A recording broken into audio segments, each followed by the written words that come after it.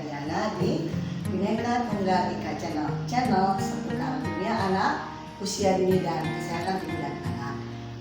Hari ini saya ingin membahas mengenai apa sih perbedaan speech delay dengan autis seperti tidak bunda, karena ada begitu banyak pertanyaan yang masuk dan muncul di channel saya di video-video. Tapi baru ini kita mau dibahas satu persatu ya bunda-bunda semua. Kita mau mulai dari apa sih itu autis. Nah, autis itu satu keadaan pada anak yang di luar dari anak normal lainnya. Tapi kita bicara dulu dari speech delay dulu ya. Ketika anak speech delay, anak terlambat berbicara, tidak selamanya itu autis ya bunda-bunda. Tapi bunda juga harus selalu memperhatikan Ananda di rumah. Kalau Ananda speech delay dibilang itu tidak selamanya autis, tapi kita tidak tahu juga ketika dia speech delay itu adalah salah satu gejala bahwa dia autis. Nah, kita pahami dulu speech delay itu seperti apa. Kalau speech delay adalah anak di mana anak terlambat untuk mengeluarkan bahasa. Jadi speech delay arti kata terlambat bicara. Nah, bicara dalam arti bahasanya.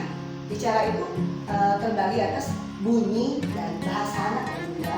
Kalau anak terlambat bunyi, misalnya dia tidak bisa mengeluarkan bunyi apapun, itu tidak mungkin. Karena ada masa-masa anak ketika dia mulai dari usia 6 bulan ke atas, itu anak akan menceloteh. Itu akan mengeluarkan bunyi-bunyian. Nah, itu sudah bunyi, itu sudah bicara sebenarnya. Cuma tidak ada bahasa. Nah, itulah yang harus kita seksama kita amati Ananda kita di rumah. Apa yang keluar dari mulut Ananda? Apakah hanya sekadar bunyi-bunyian yang tidak menimbulkan kata-kata atau suku kata? Nah, itu satu ya bunda. Karena yang namanya terlambat bicara berarti adalah dia tidak mampu untuk mengeluarkan kata. Misalnya, mama aku mau ini kalimat, atau misalnya kata pendek aja ya, apa. Tapi biasanya anak yang speech delay pun mampu mengucapkan kata mama, papa, gitu. Bukan, bisa. Kadang-kadang kita bisa bunda. Jadi ya no gitu. Seperti ada anak murid yang saya sedang tangani sekarang ya.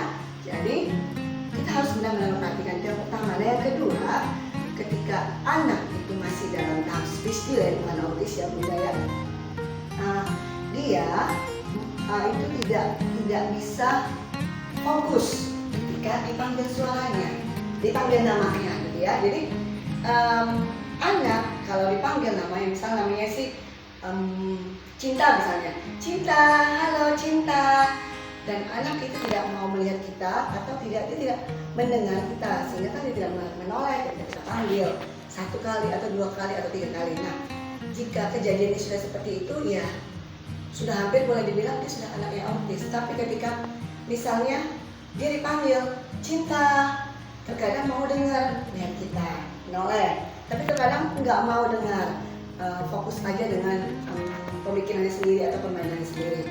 Nah, itu masih dalam tahap speech delay. Jadi nggak boleh dibilang autis ya bunda ya. Jadi itu yang kedua yang harus kita amati di dalam diri anak. Pertama tadi ketika anak masih berbunyi, mengeluarkan bunyi-bunyian, karena anak autis juga mengeluarkan bunyi-bunyian ya bunda, maka bisa bicara. Nah, jadi ketika dia masih mengeluarkan bunyi-bunyian, begitu, itu belum autis. Kunci pertama. Dan yang kedua adalah kita memperhatikan ketika dia dipanggil. Kalau dia dipanggil tidak stabil, kadang iya kadang tidak, nah itu belum autis juga. Nah, yang ketiga bunda adalah ketika anak, nah kalau anaknya autis yang benar-benar sudah autis nih, sudah dicap gitu ya, bukan sudah dicap tapi memang sudah autis dan harus perlu ditangani dengan lebih seksama lagi, adalah ketika si anak mempunyai habit yang sesuatu yang diulang-ulang. Misalnya kebiasaan yang begini, misalnya dia menggoyang-goyangkan tangannya, nanti ketika dia ingat dia goyang lagi tangannya, nah itu sudah pasti anak autis. memiliki kebiasaan yang berulang-ulang. Misalnya dia punya satu mainan mobil-mobilan, lalu mobilnya hanya didorong-dorong aja, atau roda diputar-putar. Jadi kebiasaan yang berulang. Nah itu sudah pasti, dan mohon Ananda berbesar hati, terimalah keadaan anak dan cari tahu untuk anak supaya anak langsung ditangani dengan lebih baik. Dan Ananda juga belajar, Bunda harus mau belajar bagaimana cara menangani anak-anak yang tidak normal, yang beda dari teman-temannya. Tidak usah bersedih hati ya Bunda. Nah, satu lagi yang perlu diperhatikan adalah ketika anak masih kategori speech delay belum autis, adalah ketika si anak itu ingin sesuatu. Nah, ketika dia menginginkan sesuatu, kalau anak yang masih speech delay, dia akan menunjuk. Nah, jadi menunjuk, dia tidak bisa mengatakan kata mama saya mau itu. Jadi dia cuma menunjuk apa yang diinginkannya. Nah, itu masih dalam kategori speech delay. Atau dia tarik tangan kita nih, lalu dia menunjuk apa yang dia inginkan. Tapi kalau anak yang autis, dia tidak tahu apa yang dia inginkan, dia hanya tahunya nangis, tantrum gitu ya Bunda, sehingga kita kebingungan apa sih yang diinginkan anak. Anak hanya tahunya nangis, teriak-teriak, atau dia menginginkan sesuatu, tapi tadi mungkin dia hanya selain menangis, mungkin dia memperhatikan yang dia inginkan. Nah, ketika anak tidak mampu menyampaikan keinginan lewat bahasa tubuhnya, sudah pasti ini ciri yang ketiga ya Bunda, ciri yang keempat Bunda ya. Artinya sih kalau cuma satu ini, ciri yang lain benar, bukan berarti juga autis ya Bunda ya. Jadi harus dicermati sebaik-baiknya jika ada mengalami 4 ini tadi ya Bunda. Kita hanya membedakan apakah dia masih tahap speech delay atau ke autisnya, gitu ya Bunda ya. Karena nanti kategori autis itu masih banyak banget nanti kategori-kategorinya. Hanya ini saja antara speech delay dengan autisnya. Nah, saya harap dengan video pendek saya ini bisa sedikit bermanfaat bagi bunda-bunda di rumah. Pesan saya, jangan pernah putus asa ketika kita mempunyai seorang anak yang tidak seperti biasanya. Bersyukurlah karena Anda adalah luar biasa.